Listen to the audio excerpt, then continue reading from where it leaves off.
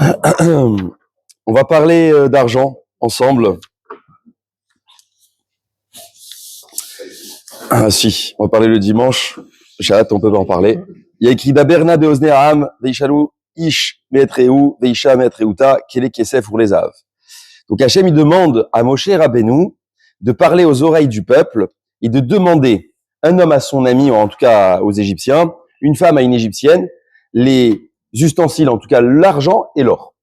En simple, Hachem, il demande qu'on aille taper aux portes des Égyptiens pour demander l'argent et l'or avant de partir. Alors, on va se remettre dans le contexte.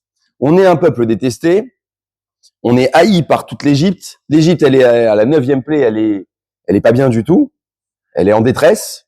Donc, en simple, ils nous aiment pas. Hein. Et juste avant qu'Hachem nous donne l'ordre, les Égyptiens se disaient entre eux que si un Ben Israël tapait à la porte, ils le tuaient. Ils nous auraient tués. Qu'est-ce qu'il demande Hachem? Il dit, regardez, vous allez taper à la porte des Égyptiens, demandez l'argent et l'or. Il dit le Ratam Sofer. Ça sous-entend ici que si on donne pas l'ordre d'aller demander l'or et l'argent, c'est qu'ils ont peur d'y aller. C'est un ordre. De la même façon que l'ordre qu'on voit ici est similaire à l'ordre qu'on va recevoir dans la paracha de Béchalar, lorsqu'il va dire demande-leur d'avancer. Ils étaient tétanisés devant la mer, ils se sont trouvés paralysés, ils ont dit on n'avance pas plus loin. Hachem va donner un ordre, qu'ils avancent. Qu'est-ce que tu pries vers moi? Avance.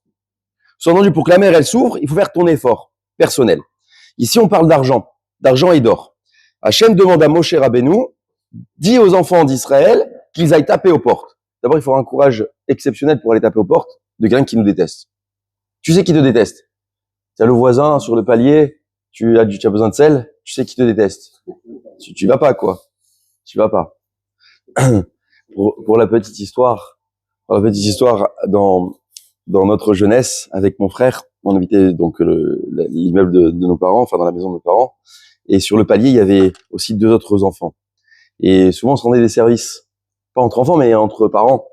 Et la maman d'en face nous disait, mon enfant, à chaque fois que je lui demande d'aller taper chez vous pour demander du sel ou du sucre, il s'entraînait devant le miroir parce qu'il avait peur de taper à la porte. Alors il disait, bonjour madame, bonjour monsieur, est-ce que vous pouvez me dépanner du sel pour maman, s'il vous plaît? Il s'entraînait devant la porte. On a l'appréhension de savoir comment on va être accueilli de celui qui va ouvrir la porte. Chez les goyim, Caviarol, ils font la fête de je sais pas quoi, là, ils tapent, ils demandent des bonbons. Il faut, voilà, Halloween. Et donc, on ouvre la porte, il faut avoir un sacré courage pour être reçu avec bienveillance. De la même façon que vous allez au cotel ou même dans les communautés, quand il y a quelqu'un qui vient demander de l'argent, c'est difficile comment ça va être perçu le fait qu'on demande. Et là, dit Ratam Sofer, il fallait absolument demander l'or et l'argent avant de partir pour 2 raisons. La première, c'est qu'on a travaillé pendant 400 ans à titre gratuit. On ne part pas à titre gratuit. Mais cet argent-là devait être nécessaire pour construire ce qu'on appelle le Mishkan, la maison de Dieu. Donc, on part ici, mais avant de quitter l'Égypte, on doit demander l'or et l'argent. Il dit le Sforno, ils ont peur de demander. Pourquoi ils ont peur de demander? Ils se sont dit, si on part avec leur or et leur argent, ils vont nous poursuivre. On va partir librement. Vous imaginez, vous tapez à la porte, vous dites, donne-moi ton or et ton argent. Et tout d'un coup, ils te le donnent. Et toi, tu prends l'or et l'argent et sur le chemin, tu les vois te poursuivre. Pourquoi? Ils vont dire, rends-nous maintenant l'or et l'argent, tu nous as pillé, on le veut. Pourquoi ils ont donné l'or et l'argent? Et là, ça va devenir intéressant.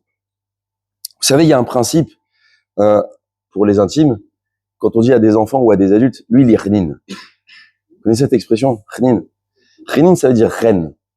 Il a de la grâce. Hachem avait dit à Moshe Rabbeinu depuis Shemot, avant la libération du peuple d'Israël, il a dit, je donnerai de la grâce aux enfants d'Israël au moment de demander l'or et l'argent. C'est-à-dire, avant de demander l'or et l'argent, il n'y a aucune grâce. Notre visage, il convenait pas aux Égyptiens. S'ils nous voyaient, ils nous tuaient. Mais Hachem, il va faire en sorte qu'on ait du reine. C'est quoi le reine? C'est gratuit. Ta tête, elle me convient plus. C'est gratuit. C'est-à-dire le fait que, dans le regard de l'autre, j'ai cette sensibilité-là, en tout cas, il y a une amitié qui se crée. C'est Hachem, il a mis sur moi du reine, de la grâce. Et ça, c'est gratuit.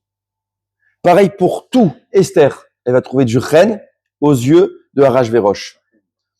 Exactement, elle va trouver de la grâce. C'est gratuit. Le roi, il a vu parmi toutes les femmes qu'il y avait dans son territoire, dans son harem, que elle. C'est du reine. C'est gratuit. On peut demander d'avoir du reine. On peut essayer d'en obtenir. Hachem fait en sorte que mon visage, il passe partout, que je puisse avoir atteindre certains objectifs. On peut demander. Mais c'est un cadeau divin d'avoir du chen. Et donc en Égypte, aucun enfant d'Israël a de la grâce aux yeux des Égyptiens. On tape à la porte. On tape à la porte. Soudainement, la porte, elle s'ouvre. Alors je vous fais le décor. Dans l'œilleton, on regarde. L'Égyptien, il dit, l'enfant qui voit qui a tapé à la porte, il dit, maman, papa, il y a un juif derrière la porte. Sors le flingue. Il prend le flingue. Prend le flingue. La mère, elle prend la hache, tout ce que vous voulez.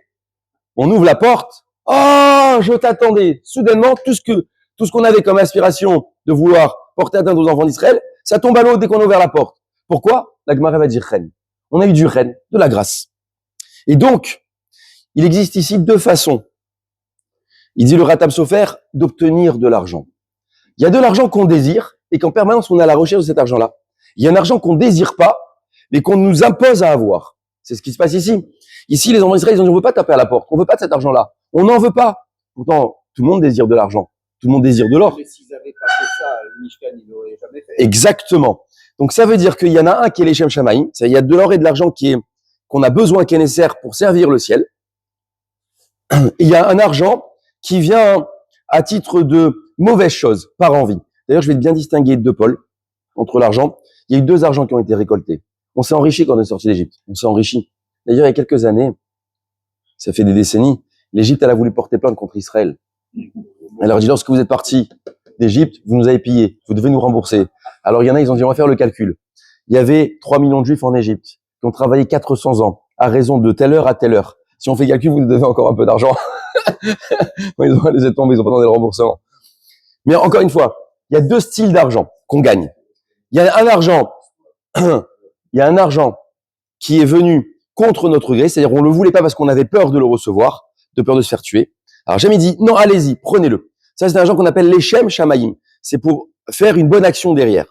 Et il y a un argent qui est fait uniquement par désir, les pulsions de l'argent, c'est-à-dire les envies. L'argent qu'on va recevoir par envie, c'est l'argent qu'on va trouver sur le bord de la mer après que la mer va se refermer sur les Égyptiens. Il va dire Moshe, Vedi Zahav. C'est-à-dire, ça suffit l'or et l'argent. C'est-à-dire, Paro, il se baladait toujours avec son trésor à lui. Et donc, lorsque la mer, elle s'est recouverte, il en manque une. Lorsque la mer s'est recouverte, je m'excuse, les fidèles, ils me font rire avec l'huile de funès. Il est l'or, mon Seigneur, de se le voir. Très bien. Et bien, Kitsour, les Égyptiens, lorsqu'ils sont engloutis dans la mer, l'or et l'argent sont venus sur le rivage des Israël. Les enfants d'Israël, qu'est-ce qu'ils ont fait? Ils ont pris l'or et l'argent. Ils ont dit, il y en a encore. Mais ça, cet or et cet argent-là, tu t'agenouilles pour les ramasser. Ça montre que finalement, tu as envie de t'enrichir. Ça montre que finalement, tu as une ta'ava. Exactement. Et donc, cet or et cet argent-là, Moshe Rabbeinu va dire, Védizav, stop, ça suffit. Qu'est-ce qu'ils vont faire avec cet or et cet argent-là? Ils vont créer le veau d'or. Avec l'or et l'argent d'Égypte qu'on part avant de partir, on va faire le Mishkan. Avec l'or et l'argent qu'on prend sur le rivage, parce que c'est la visée, on est en soif d'argent, alors on va faire le veau d'or. C'est entendu, il faut gagner son argent. C'est important de gagner son argent. C'est important, la Torah ne demande pas qu'on gagne pas son argent. On le gagne. Mais qu'est-ce qu'on en fait avec? Le but, c'est quoi? C'est de le faire dormir. Mon ami ici autour de la table, je donnerai pas son nom parce que c'est en vidéo. Mon ami m'a raconté un jour une histoire qu'il y a un monsieur, il décède, et avant de décéder, il avait fait un testament, il a dit, je ne veux pas que ma femme, elle hérite de quoi que ce soit de moi. Alors vous m'enterrez avec mon argent. Qu'est-ce qui s'est passé? On est arrivé, le cercueil, il est ouvert, et on lui a mis tous les billets à l'intérieur du cercueil, et la femme, qu'est-ce qu'elle fait? Elle prend tous les espèces, et elle fait un chèque. Alors au moment de l'enterrement, on lui dit, il est où l'argent? Ben, c'est pas grave, c'est bon, je lui ai fait un chèque. C'est-à-dire dans le cercueil, on prend pas l'or et l'argent. On le laisse ici. Il est en dépôt ici. Alors il doit servir à quelque chose de bien, pas de mauvais. Et lorsqu'on est avide d'argent, la finalité, c'est que ce sera mauvais. Comme le Ret Hagel. Le veau d'or n'a été fait que parce qu'on a pris plus d'or et d'argent qu'on devait prendre. Ça, c'est le premier point. Mais il dit le Ratam Sofer. Il dit le Ratam Sofer. Si l'or et l'argent a conduit d'une part à faire le Mishkan et d'autre part à faire le veau d'or, c'est que avec l'argent, on peut avoir deux comportements différents. Un comportement noble et un comportement ignoble. C'est-à-dire qu'on peut se comporter de manière très vulgaire avec leur argent. D'ailleurs, les gens qui ont du pouvoir avec leur argent, des fois, ils se comportent un peu légèrement. Ils n'ont pas les bons attributs, les bonnes compositions avec autrui. On pense qu'on peut piétiner la tête d'autrui.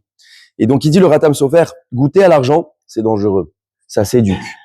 Ça s'apprend. Qu'est-ce qu'on en fait avec l'argent? Et voilà pourquoi on a collé une mitzvah principalement à l'argent avec la récompense qui s'associe.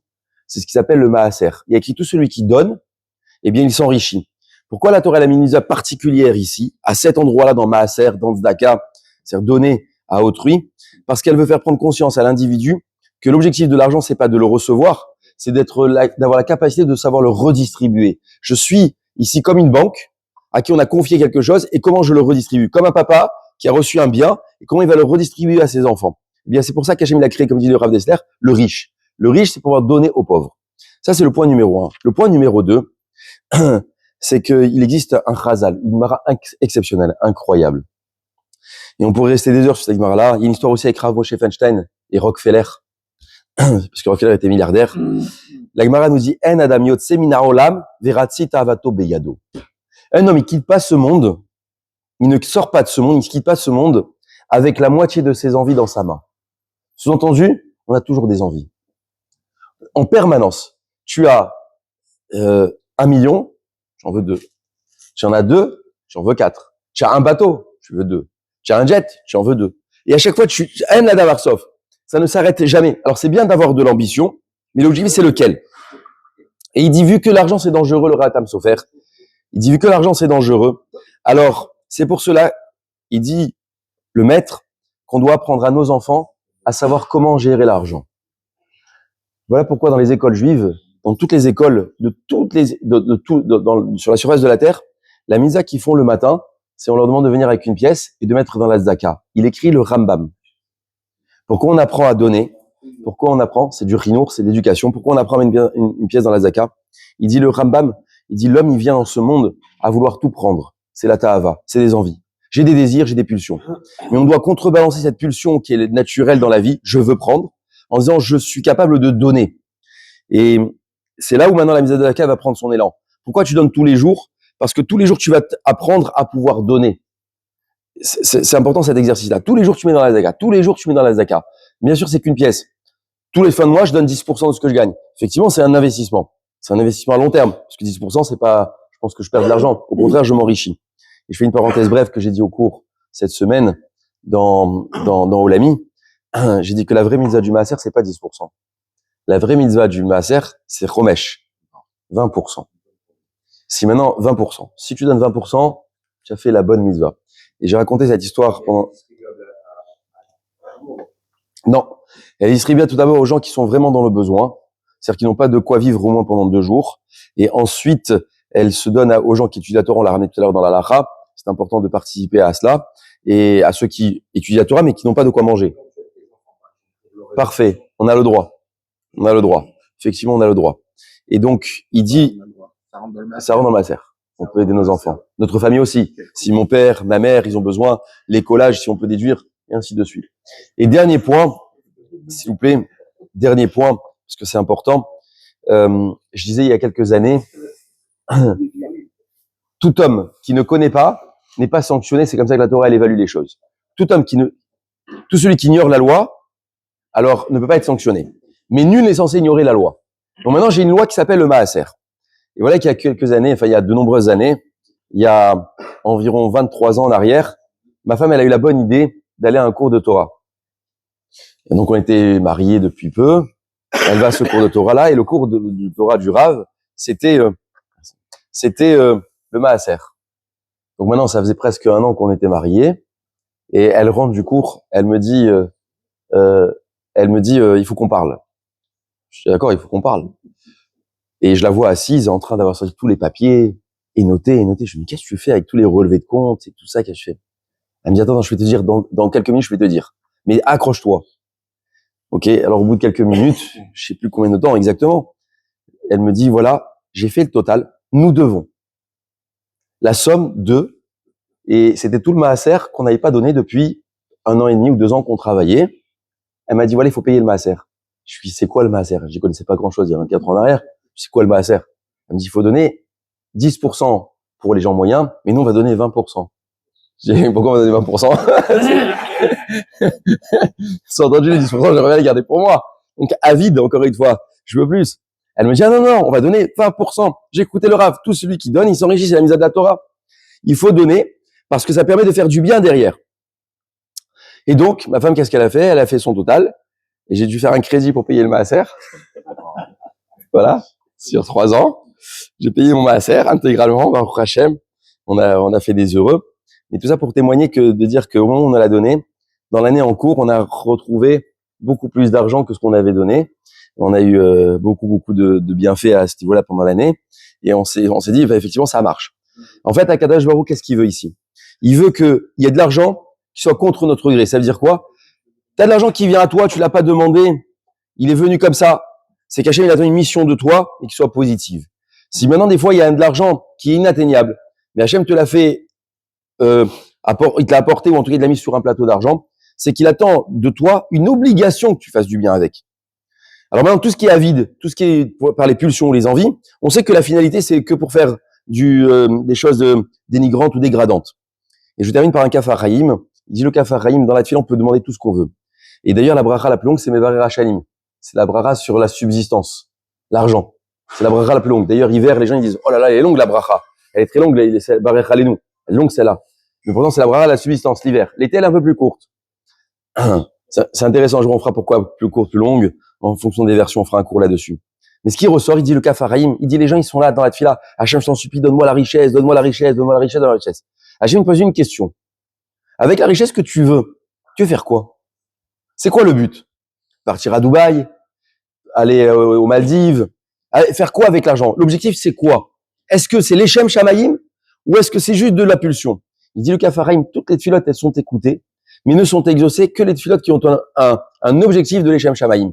C'est-à-dire, si tu veux de l'argent pour faire du bien, alors Hachem, il va te donner de l'argent pour faire du bien. Mais si l'argent juste pour t'enrichir, stam, mettre de l'argent de côté, et comme on a dit, l'homme dans son cercueil, il a dit, moi, je veux pas que ma femme profite. Alors ça, c'est avide. Alors Hachem, il réalise pas cette filote-là. Sous-entendu, lorsqu'on a de l'argent, on a un pouvoir, c'est que ce pouvoir-là demande à la personne de savoir quoi en faire. À qui je le donne, où je le distribue, qu'est-ce que j'en fais. Et Baruch Hashem, comme il dit le Rav d'Esther, si tous les riches donnaient leur argent à hauteur de 20%, il n'y a plus de pauvres dans le monde. C'est ce qu'il dit Rav d'Esther. Si tous les hommes apprenaient, alors les impôts, ils nous ont bien taxés ceux-là, ils se sont bien servis de nous. Et ils ont piqué dans la Torah, 10%. Après, ils font des tranches. 20%, 30%, 40%, on fait des tranches. Mais nous, on a dit, celui qui donne, il s'enrichit. Il faut donner aux œuvres de la Torah. Voilà, exactement. Et je termine en disant, un homme, il dit, Kohelet Rabba, un homme ne sort pas de ce monde sans avoir accompli la moitié de ses envies. Sous-entendu, plus tu as, plus tu veux. Et ça se demande un apprentissage du quotidien, à savoir donner. Voilà pourquoi il y a la Zdaka et le Maaser. Chazak Ubaor. Ouais.